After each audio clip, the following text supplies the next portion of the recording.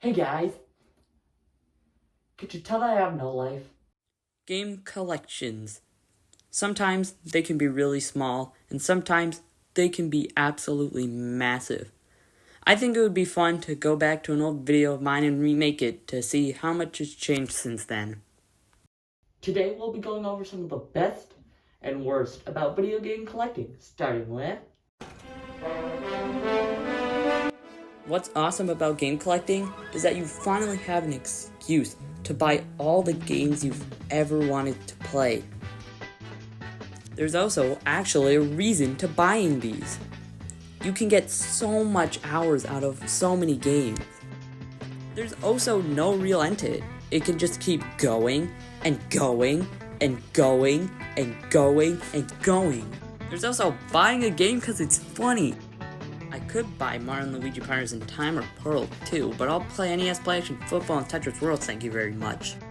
I also think it's really cool seeing all of these games on one shelf. But then there's... You're probably thinking, what's bad about collecting video games? Well, at least I have Sly Cooper. Video games cost money, and a lot of money at that.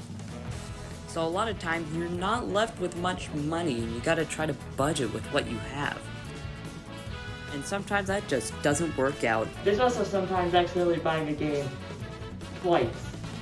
You might buy an enhanced port of a game you really like, but sometimes you'll just buy the exact same game twice. Like for example, I have 2 copies of New Super Mario Bros. DS. I lost one, so I bought a second one, and I just recently found the second one. I also just got Battle for Bikini Bottom for my PS2, and I forgot I had the remake. But if you want a lot of games, you need a lot of space. A lot of people have a full room to store their games, but since I'm a minor, I just store all my games in my room.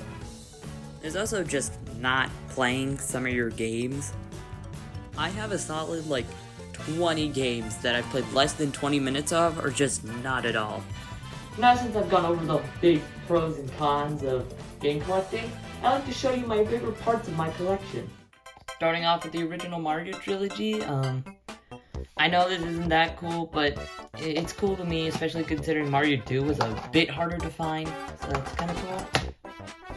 The Legend of Zelda: The Minish Cap, not only do I like owning it because it's the rarest game in my collection, but also considering this is one of the Game Boy Advance's biggest games, and it released in 2005, after the DS, Adventures of Dino Ricky. Adventures of Dino Ricky. I own every Wii Fit game. I don't know why, I haven't even played Wii Fit Blood, but yep, here I am. Somebody who owns every single Wii Fit game who doesn't even like Wii Fit. And finally, almost every Phineas and Ferb game.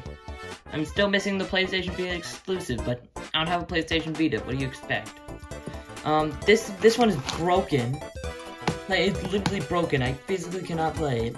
But yeah, I don't know why I'm doing this, but I'm going to get all of them eventually. So in case you're wondering, yes, I am lazy, and yes, I am running out of ideas.